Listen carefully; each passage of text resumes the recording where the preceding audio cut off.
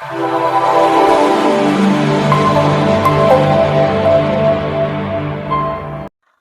Friends, concept की पाठशाला में आपका फिर से स्वागत है और स्वागत करते रहेंगे। ठीक है, जब तक आपका एग्जाम में आप सफलता ना पाले तब तक आपका यहाँ पे स्वागत ही स्वागत है। ठीक है, आगे यहाँ पे समझते हैं। हम आपको बताए थे, जैसा कि आपसे वादा किए थे कि मेंसुरेशन का एक सीरीज लेके आएंगे, जो पिछले ईयर में जितना भी मेंसुरेशन पूछा है उसको हम बताएंगे। देखिए, ये वाला सीरीज चलेगा स्पेशल। स्पेशल का मतलब कि इसमें सिर्फ और सिर्फ मेंसुरेशन का क्वेश्चन हम कराएंगे। ठीक है, मेंसुरेशन जो व्यक्ति इस क्लास को पढ़ रहे हैं या पढ़ने जा रहे हैं, वो व्यक्ति कृपया जाकर मेरा पिछले का जो 5 गो वीडियो डाले हुए हैं ना, इसका थ्योरी का, उस वीडियो को देख लीजिए। उस वीडियो को देख लीजिए, यहाँ पे आइएगा और बहुत ज़्यादा मजा आएगा। ऐसे सिर्फ मजा आएगा, ठीक है, लेकिन वो वीडियो 5 को देख लीजिए तो बहुत ज़्यादा मजा आने वाला है इसमें। ठीक है, क्योंकि उसमें पूरा का पूरा एक एक फॉर्मूला आपको हम क्या कर दिए हुए, बता दिए हुए। ठीक है, तो उसको जाके प्लीज़ आप लोग 5 गो वीडियो है देख लेना। ज़्यादा देर का नहीं होगा, 1 से 2 घंटा का होगा, उससे ज़्यादा का वीडियो नहीं है। उसको देख के आइएगा, बहुत ही ज़्यादा मजा। अगर आगे आ गए हैं तो इसको पढ़िए लीजिए, आ गए हैं तो क्या कीजिएगा, इसको पढ़ लीजिए, फिर अपना उसको देखते रहिएगा। ठीक है, तो अभी हम जो आपको कराने वाले हैं मेंसुरेशन में जितना प्रीवियस ईयर का क्वेश्चन पूछा हुआ है सारा का सारा कराने वाले। जैसा कि अब हम शुरुआत करते हैं फर्स्ट क्वेश्चन से। जैसा कि आपके पास पहला क्वेश्चन दिया हुआ है। पहला क्वेश्चन क्या दिया हुआ है, ध्यान से पढ़िएगा। पहला क्वेश्चन क्या है, दिया हुआ है कि एक समकोण त्रिभुज की भुजाएं की लंबाई 5, 12, 13 है। समकोण त्रिभुज की भुजाओं की लंबाई कितना है, 5, 12, 13 के अनुपात है, और इसका परिमाप 90 सेंटीमीटर है। परिमाप कितना हो गया, 90 सेंटीमीटर हो गया। तो त्रिभुज का क्षेत्रफल ज्ञात कीजिए। ऐसा ना क्वेश्चन पूछता है, इतना आसान आसान है। तो क्या हो जाएगा, देखिए, तो मान लीजिए पहला भुजा ये हो गया, दूसरा भुजा, और ये कौन सा हो गया, तीसरा भुजा। ठीक है, तीनों भुजाओं का अनुपात कितना दिया हुआ है, तो 5, 12 और 13 दिया हुआ है। 5, 12 और 13 दिया हुआ है, और इसका कह रहा है परिमाप। परिमाप क्या दिया हुआ है, परिमाप। इसका परिमाप जो दिया हुआ है वो दिया हुआ है 90 सेंटीमीटर। परिमाप कितना दिया हुआ है, 90 सेंटीमीटर। अब जरा देखो तो परिमाप, ध्यान दीजिएगा, जब भी क्वेश्चन सॉल्व करने जाइएगा मेंसुरेशन का, एक बात गांठ मान लीजिए इस बात को, जब भी क्वेश्चन सॉल्व करने जाइएगा मेंसुरेशन का, जो दिया रहेगा उसी के बारे में सोचना है। जो दिया रहेगा उसी के बारे में सोचना है, इसके अलावा अदरवाइज कोई भी बात आपको नहीं सोचना है। जैसे कि यहाँ पे क्या दिया हुआ है, यहाँ पे परिमाप दिया हुआ है। यहाँ पे क्या दिया हुआ है, परिमाप। तो हम किसके बारे में सोचेंगे, परिमाप के बारे में। अब बताइए, तो त्रिभुज का परिमाप क्या होता है, तो त्रिभुज का परिमाप इक्वल टू त्रिभुज के तीनों भुजाओं का योग। और यहाँ पे तीनों भुजा कितना दिया हुआ है, तीनों भुजा का ये 13, 12, 25, 13, 12 कितना, सॉरी 13 गो, और 12 गो 25, और 5 30 गो। तो अनुपात में परिमाप कितना आ गया, तो अनुपात में परिमाप आ गया 30, और ओरिजिनल में परिमाप कितना है, 90। तो यही ना 30 बराबर हो जाएगा किसके, 90 के। तो अनुपात 1, 30 दिया 90, तो 3 से यहाँ पे कितना हो जाएगा, ये 15, और यहाँ पे कितना हो जाएगा 36, और यहाँ पे लीजिएगा तो 13 तिहाई 39। अब देखिए, आप समकोण त्रिभुज पढ़े हुए हैं, तो समकोण त्रिभुज में आपको पता होगा जो कर्ण होता है सबसे बड़ी भुजा होती है, और जो 2 गो भुजा होता है इसमें से एगो आधार और एगो क्या होता है, शीर्षलंब होता है। तो इसका क्षेत्रफल क्या हो जाता है सर, तो इसका क्षेत्रफल हो जाता है आधार गुण 1/2, 1/2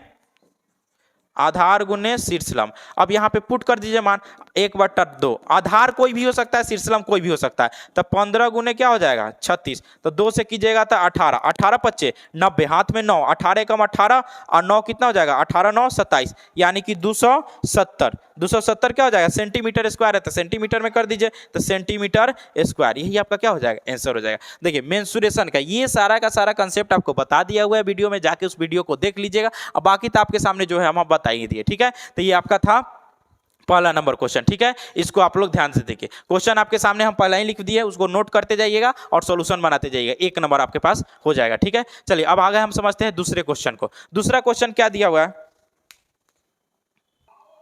अब दूसरा क्वेश्चन देखिएगा आपके सामने क्या दिया हुआ है। दूसरा क्वेश्चन यह दिया हुआ है कि एक बेलन की आधार की त्रिज्या 20% बढ़ जाती है। बेलन की आधार की त्रिज्या कितनी बढ़ जाती है, 20%, और उसकी ऊंचाई जो है 33.1/3% की कमी आ जाती है। तो बेलन के आयतन में प्रतिशत में क्या परिवर्तन हुआ। तो यहाँ पे जरा ध्यान दो, तो कह रहा है कि बेलन की त्रिज्या कितना बढ़ जाता है, 20%। तो देखिए, अगर यहाँ 20% रहता और 10% रहता तो इसमें हम क्या लगाते, ए बी फॉर्मूला लगा देते, आ जाता। लेकिन यहाँ पे 33.1/3% किया है तो थोड़ा सा झंझट आता। तो इसको हम थोड़ा सा बेसिक तरीके से समझते हैं। क्या है, कर अगर बेलन की आधार की त्रिज्या 20% बढ़ जाती है तो 20% बढ़ने का मतलब पहले और अब की तुलना किया जाए, पहले और अब की तुलना किया जाए, तो 20% से बढ़ने का मतलब क्या हो गया, पहले 5 होगा तो पहले उसके बाद क्या होगा 6। 20% बढ़ने का मतलब होता है 1/5, और बढ़ा तो जोड़कर ऊपर नीचे जो का तो पहले 5 होगा तो अब कितना हो गया होगा, 6 हो गया होगा। बात समझिएगा। दूसरा बात क्या कर, 33.1/3% घट गया, तो 33.1/3% का मतलब होता है 1/3, और घट गया तो घटाकर ऊपर नीचे जो का तो इसका कितना हो जाएगा 2/3, यानी कि पहले ये 3 था तो अब कितना हो गया 2 हो गया। अब कितना हो गया 2 हो गया। बात समझ में आया। अब कह रहा है क्या, बेलन के आयतन में परिवर्तन। तो जरा भाई ध्यान से समझना आयतन क्या होता है। तो ये इसका क्या हो गया, ये इसका ऊंचाई, ध्यान समझो, ये आपका ऊंचाई में कमी, तो ये आपका क्या कह रहा है, ये आपका कह रहा है त्रिज्या, और ये आपका क्या कह रहा है ऊंचाई। यानी आपको त्रिज्या पता है, आपको ऊंचाई पता है, और बेलन का आयतन इक्वल टू क्या होता है, तो बेलन का आयतन इक्वल टू होता है पाई आर स्क्वायर एच।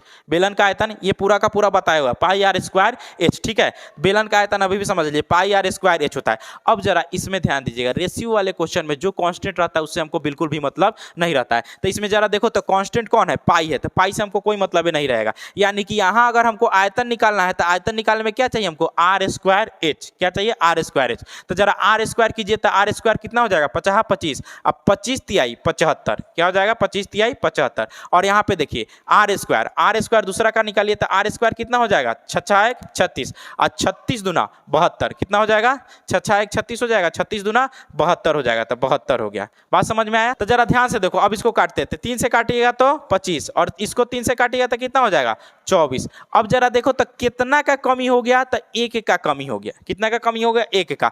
कितना पे, तो 25 पे, तो 1 का कमी हो जा रहा है 25 पे, इसलिए 100 पे कितना का कमी हो जाएगा 25 चौका 100, यानी कि 4% का इसके क्षेत्रफल में क्या हो जाएगा, कमी हो जाएगा। आया समझ में। चलिए अब इसको स्क्रीनशॉट लीजिए। चलिए अब यहाँ पे हम समझते हैं नेक्स्ट क्वेश्चन। नेक्स्ट क्वेश्चन में क्या दिया हुआ है, देखिए बहुत सा प्यारा सा क्वेश्चन है और हमेशा पूछते रहता है। क्या है क्वेश्चन, कह रहा है क्रमशः 6 सेंटीमीटर 8 सेंटीमीटर और 10 सेंटीमीटर भुजा वाले 3 ठोस धातु के घन है। देखिए 8 सेंटीमीटर वाला, 6 सेंटीमीटर और 10 सेंटीमीटर वाला 3 क्या है, ठोस धातु के घन है। और क्या कह रहा है, पिघलाकर एक नया ठोस घन बनाया जाता है। पिघलाकर एक नया ठोस घन बनाया जाता है, तो नए ठोस घन की भुजा क्या हो जाएगा। बस सिंपल सा क्वेश्चन कह रहा है। क्या कह रहा है, 3 घन आपके पास पहले से मौजूद है, 3 घन आपके पास पहले से मौजूद है, जिसकी भुजा क्या दिया हुआ, जिसकी पहली भुजा है 6 सेंटीमीटर। तो बताइए, तो 6 सेंटीमीटर वाला का अगर आयतन निकालिएगा तो क्या हो जाएगा, आयतन इक्वल टू, हम ध्यान से समझिए, अगर हम किसी चीज को पिघलाकर करते हैं, ठीक है, पिघलाकर मिलाते हैं, तो पिघलाकर बनाने के बाद एक चीज जो सेम रहता है वो रहता है उसका आयतन सेम रहता है। आयतन कभी भी चेंज नहीं होता है। तो पिघलाने से पहले और पिघलाने के बाद दोनों का जो सेम रहेगा वो क्या चीज रहेगा, आयतन सेम रहेगा। तो मान लीजिए मेरा नया जो घन है, नया घन का आयतन एक ही है, नया घन का आयतन एक ही है, जो बराबर किसके है, जो पुराने घन का जो 3 गो घन है उसके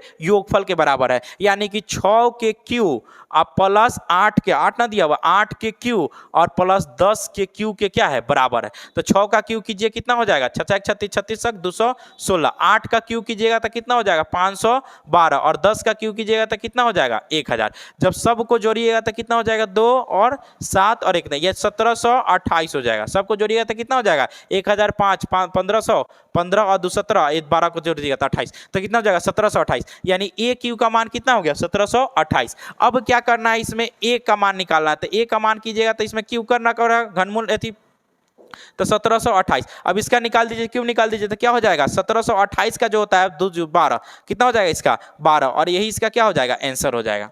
चलिए, तो यानी कि बड़े वाले जो नया घन है उसका भुजा कितना है 12 सेंटीमीटर है, ये इसका क्या हो जाएगा आंसर हो जाएगा। चलिए नेक्स्ट क्वेश्चन हम लोग देखते हैं।